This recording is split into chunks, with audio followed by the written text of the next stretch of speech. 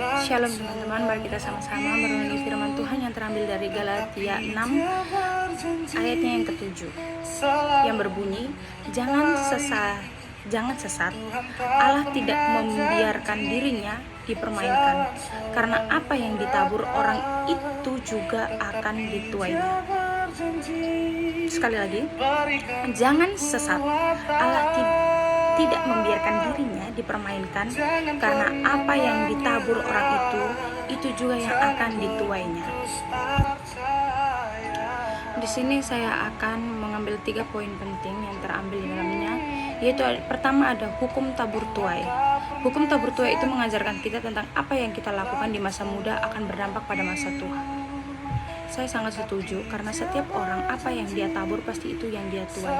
Apa yang saat ini sedang dia lakukan pasti dia akan menuainya.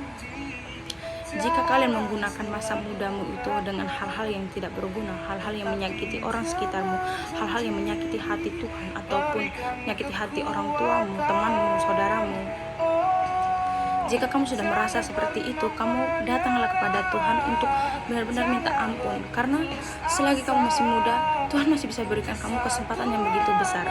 Tuhan itu Maha Pemaaf, tapi tidak semua orang, tidak semua hal bisa diperbaiki di masa tua.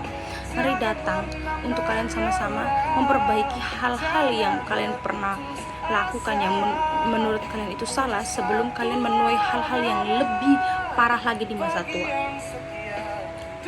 Untuk poin yang kedua adalah tanggung jawab. Tanggung jawab ini mengajarkan kita tentang setiap keputusan kecil hari ini memiliki konsekuensi jangka panjang.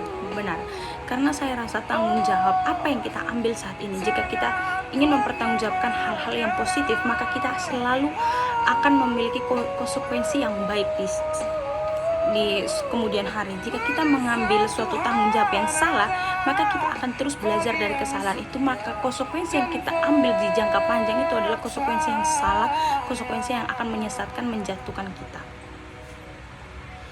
Untuk poinnya yang ketiga adalah integritas.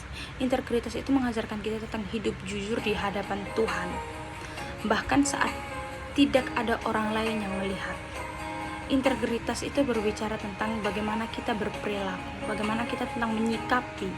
Jika kita mau hidup dengan kejujuran di hadapan Tuhan, bahkan saat tidak ada orang lain yang melihat, tapi kita terus melakukan kebenaran, terus kita tetap terus melakukan kejujuran, kita tetap terus tetap melakukan kebenaran. Mungkin orang lain tidak bisa melihatnya, tapi Tuhan selalu melihatnya. Tuhan selalu melihat kita dari segi pandang manapun. Tuhan selalu melihat kita dari segi hal yang mungkin kita sendiri pun tidak tahu dan tidak menyadarinya, tapi Tuhan tahu.